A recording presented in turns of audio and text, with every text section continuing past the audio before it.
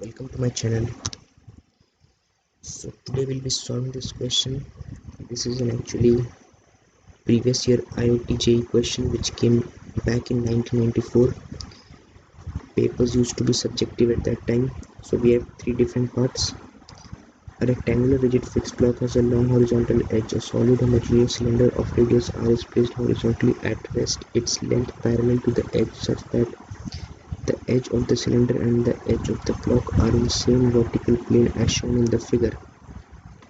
There is sufficient friction present at the edge so that a very small displacement causes the cylinder to roll off the wedge without slipping. Determine number A. The angle theta through which the cylinder rotates before it leaves contact with the edge. The speed of the center of mass of the cylinder before leaving contact with the edge, and the ratio of the translational to the rotational kinetic energy of the cylinder when its center of mass is in horizontal line with the edge. So इस question में actually क्या समझाया जा रहा है वो मैं आपको बताता हूँ. तो अगर मैं अपना फ्रेम अपना एक ऑब्जर्वर को प्लेस कर दूँ जो कि साइड व्यू से चीज़ों को देखने के केपेबल है, तो वो देखेगा कि इनिशियली जो सिलेंडर था जो कि मैंने पिंक से रिप्रेजेंट किया है ये वाला, तो वो देखेगा कि ये जो है मेरा पेन कहाँ गया.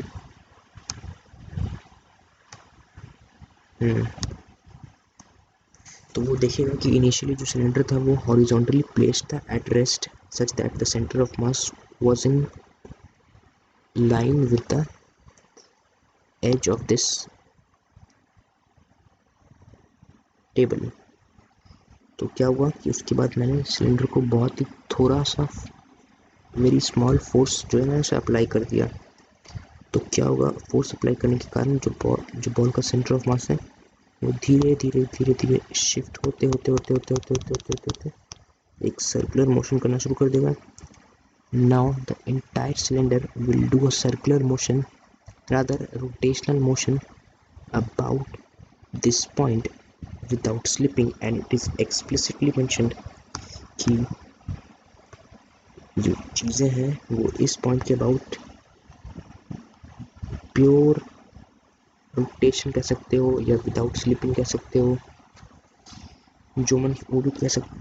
तो ये जो है विदाउट स्लिपिंग करेगा, means pure rotation. Without slipping का मतलब प्योर रोटेशन, ठीक है, नो रिलेटिव मोशन. तो प्योर रोटेशन करने के कारण जो है वो वर्क डन बाय फ्रिक्शन होता है वो ज़ीरो होता है. क्यों ज़ीरो होता है कि प्योर रोटेशन मतलब क्या कि no relative motion between the contact surface. तो नो रिलेटिव मोशन मतलब क्या, स्टैटिक फ्रिक्शन. स्टैटिक फ्रिक्शन मतलब क्या, work done equal to zero. तो इसलिए वर्क डन जो है ज़ीरो होगा. तो वर्क डन अगर ज़ीरो है तो क्या मैं एनर्जी कंजर्व कर सकता हूँ? Yes, I can easily conserve energy. तो कंजर्वेशन ऑफ एनर्जी जो है वो यहाँ पर एप्लीकेबल है बहुत आराम से. क्योंकि यहाँ पर जो है एक्सटर्नल एजेंट जो कि फ्रिक्शन है जो वर्क डन कर रहा है वो ज़ीरो होगा. तो क्योंकि कोई डिस्टर्ब नहीं कर रहा है यहाँ पर, तो मैं आराम से एनर्जी कंजर्व कर सकता हूँ. तो यहाँ एनर्जी कंजर्व करने से पहले एक चीज़ और नोटिस करना है, वो ये है कि जब मैं इस बॉल को यहाँ से पुश करता हूँ तो जो सेंटर ऑफ मास है वो रोटेशन सर्कुलर मोशन करेगा, ठीक है. तो चूँकि वो सर्कुलर मोशन करेगा तो पहले वो ये हाइट पे था, तो करते करते करते करते करते वो इस हाइट पर आ जाएगा. तो डेफिनेटली सेंटर ऑफ मास में नीचे आया है. तो क्योंकि उसने नीचे आया है तो वो पोटेंशियल एनर्जी लूज़ करेगा. तो क्योंकि यहाँ से कोई एनर्जी चुरा नहीं रहा है तो वो potential energy is actually converted into kinetic energy. And which kinetic energy? It is actually the rotational kinetic energy, क्योंकि यहाँ पर मेंशन्ड है without slipping so pure rotation about this point. तो मैं आराम से कह सकता हूँ कि जो इनिशियल पोटेंशियल एनर्जी था वो इस पॉइंट पे फाइनल रोटेशनल काइनेटिक एनर्जी के बराबर हो जाएगा विदाउट बिफोर लूजिंग कॉन्टैक्ट. अच्छा, अब एक और चीज़ जो यहाँ खास बात वो ये है कि देखो जब इस पॉइंट पे थीटा नॉट का जो डिस्प्लेसमेंट हो जाएगा, यहाँ पर इसका सेंटर ऑफ मास का जो एंगुलर डिस्प्लेसमेंट थीटा नॉट होगा तो वो एक ओमेगा गेन कर चुका होगा, ठीक है. एंगुलर वेलोसिटी जिसमें बोलता हूँ, तो क्योंकि वो ओमेगा गेन कर चुका होगा तो क्या होगा कि अगर मैं अपना फ्रेम ऑफ रेफरेंस इस पे लगा दूँ तो वो देखेगा कि जो सेंट्रीफ्यूगल फोर्स है वो इस डायरेक्शन में एक्ट कर रहा है और एम जी कॉस थीटा इस डायरेक्शन में एक्ट कर रहा है, एम जी कॉस थीटा, और ये centrifugal force. So before losing contact, or rather the limiting value of centrifugal force, जिसके बाद ये जो सिलेंडर है वो कांटेक्ट लूज कर देगा, that is mg cos theta. So this is the limiting case. Theta का ये खास बात है कि जो थीटा है उस पॉइंट पे एंगुलर वेलोसिटी अगर हल्का ओमेगा से ज़्यादा हुआ या तो या फिर सेंट्रीफ्यूगल फोर्स हल्का ज़्यादा हुआ एम जी कॉस थीटा से तो कॉन्टैक्ट लूज कर जाएगा. तो ये थीटा की खास बात जो है वो हमें इसे कैलकुलेट करने में मदद करेगा. ठीक है. अगेन सेंट्रीफ्यूगल फोर्स को मैं एन ओमेगा स्क्वायर आर लिख सकता हूँ. यहाँ पर ओमेगा जो है वो एक अननोन है जो कि मैं बाद में डील करूँगा उसके साथ. ठीक है. तो पहले एनर्जी कंजर्वेशन का जो है वो कर लेते हैं पूरा. तो initial energy is equal to, that is the potential energy. मैं जीरो रेफरेंस लाइन मान रहा हूँ तो that is mgh. This is my height h from here to here. So this is probably h is equal to 1 minus cos theta into r. This is probably mg into r minus r into 1 minus cos theta. तो ये मेरा initial potential energy आ गया. That is the initial energy. So what about the final energy? What about the final energy? Final energy जो है वो मेरा kinetic energy है. कौन सा kinetic energy? Rotational kinetic energy. तो रोटेशनल काइनेटिक एनर्जी का क्या है फॉर्मूला?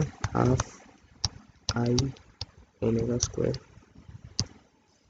यहाँ दो चीज़ ध्यान में रखना है कि ये जो मोमेंट ऑफ इनर्शिया और जो ओमेगा है वो about the same point calculated है.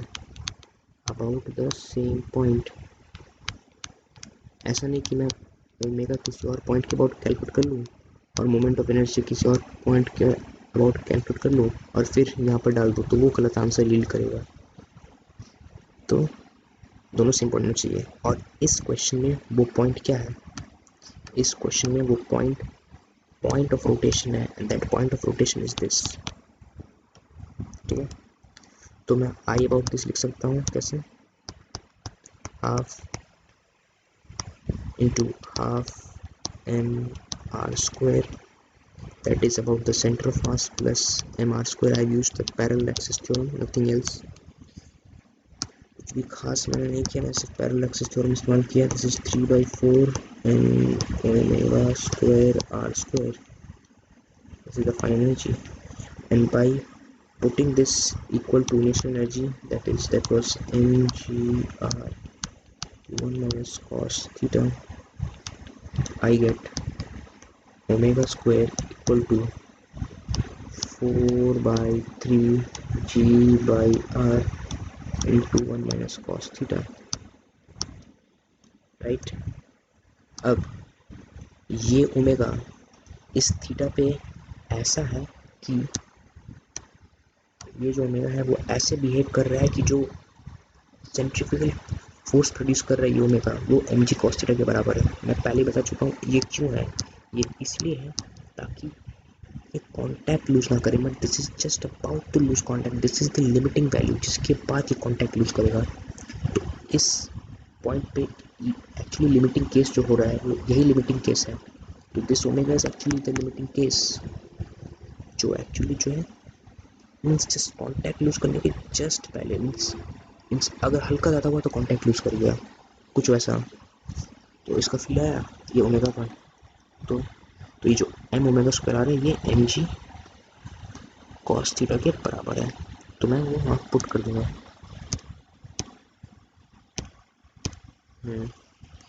So this is m omega square r equal to mg cos theta, so that omega square will be equal to g cos theta by r. तो again इस दोनों equation को आप इस्तेमाल कर लीजिए, तो ये हमें मिलेगा क्या, cos थीटा इक्वल टू 4/7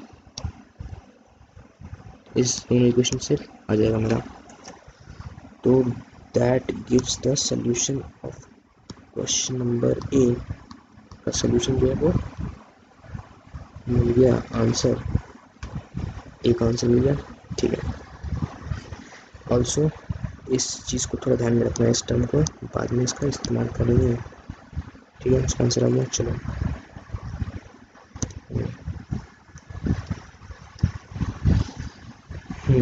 तो मैं नेक्स्ट लेके आता हूँ। तो मेरा ओमेगा था, वैसे ओमेगा से पहले एक चीज़ नोटिस कर लेते हैं यहाँ पर, क्या कि क्वेश्चन क्या है। So part B is actually asking for the centre of mass का वेलोसिटी फाइन। तो इस पॉइंट पे सिलेंडर के पास ओमेगा है, ठीक है, सेंटर ऑफ मास के पास भी सेंटर ऑफ मास के पास भी ओमेगा है। तो सेंटर ऑफ मास के पास ओमेगा है, तो मैं आर ओमेगा को टेंजेंशियल वेलोसिटी कह सकता हूँ। That is actually the V C U M, this is the V C U M and this V C U M is nothing but R omega. ठीक है, clear है। तो मैं we C O M को लिख दूंगा R omega, that is R into root under 4g/7। It was R I S, yes. ये 4g/7 कहाँ से आया, ये omega square equal to 4g/7 R से आया है, ठीक है। 4g/7 आता ना, इस cos थीटा इक्वल टू 4/7, तो 4g/7 से आया है। क्लियर है। तो ये मेरा कितना है, 4/7 GR। ठीक है, तो वी सी यू एम आ गया फाइनली। तो वी सी यू एम आ गया है। अब बढ़ते हैं last and the ultimate part की ओर। तो लास्ट में क्या पूछा है, the ratio of the translational, okay, rotational and translational, fine.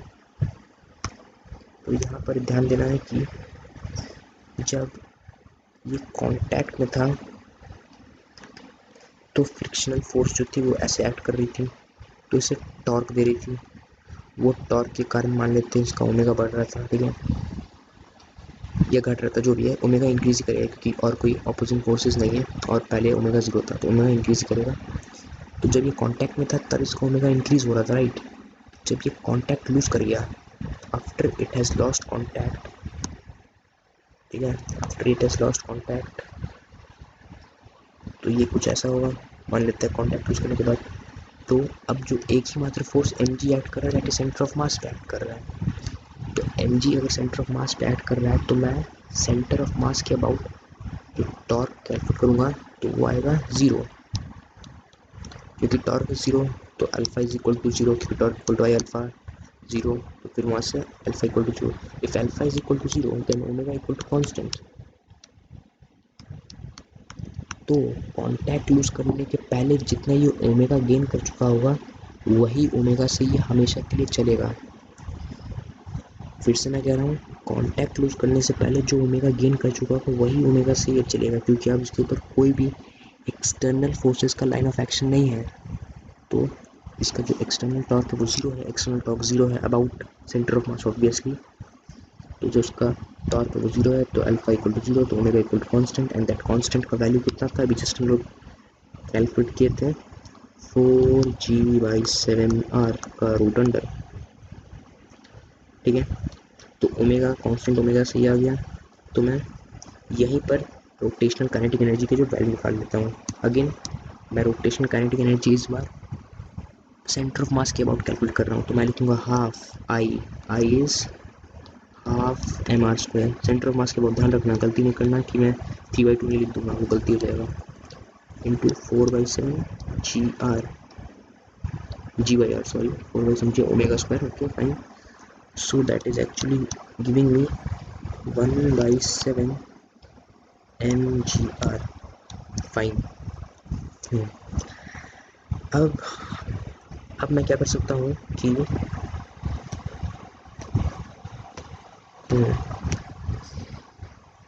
ये रहा, ठीक है।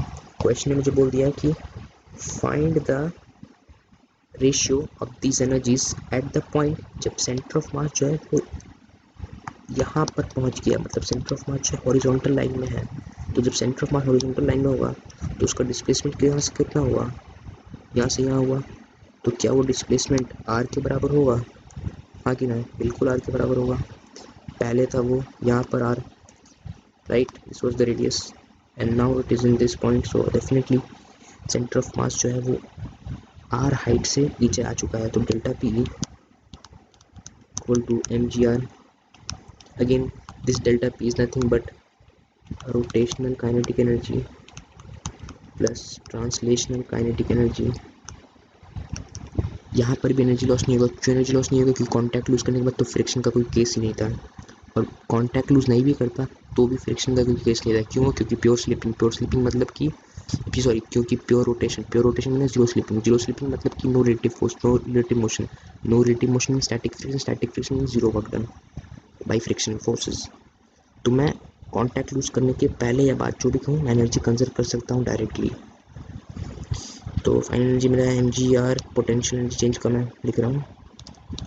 What is this, rotational kinetic energy अभी जस्ट कैलकुलेट किए थे, 1/7 M G R plus T मैं मान लेता हूँ इसको, तो जो मैं टी है वो 6/7 एम जी आर आ गया। So definitely translational kinetic energy to rotational kinetic energy का जो वैल्यू है 6:1 आ रहा है, which gives us the third answer.